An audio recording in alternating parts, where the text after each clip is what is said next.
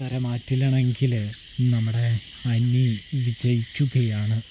അതായത് നമ്മുടെ അനാമികയുടെ പുതിയ കാമുകനെ നമ്മുടെ നവീനാണെങ്കിൽ കളത്തിലിറക്കുകയാണ് എന്ന് കാണാനായിട്ട് കഴിയുന്നുണ്ട്, സാധിക്കുന്നുണ്ട്. പ്രേക്ഷകരെ, പ്രിയ കൂട്ടുകാരെ, ഇറക്കുന്നത് വേറൊന്നിനും വേണ്ടിയല്ല, അനിയെ രക്ഷിക്കാൻ തന്നെയാണ്.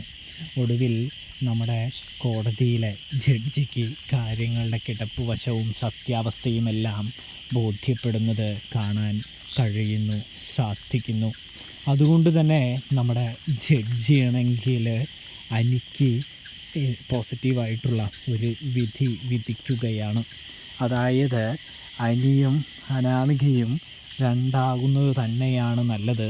ഇനിയും ഒന്നിച്ചു പോയാൽ അത് വലിയ ഭൂകമ്പത്തിലേക്കെത്തും, വലിയ പൊട്ടിത്തെറിയിലേക്കെത്തും. സ്വത്തിനു വേണ്ടി അനിയെ കൊല്ലാൻ വരെ ഈ പെണ്ണ് മടിക്കില്ല എന്ന് കോടതി പറയുകയും തുടർന്ന് വിവാഹമോചനവും അനുവദിക്കുകയും ചെയ്യുകയാണ് എന്ന് കാണാനായിട്ട് കഴിയുന്നുണ്ട്, സാധിക്കുന്നുണ്ട്. ഒടുവിൽ അനി രക്ഷപ്പെടുകയാണ്.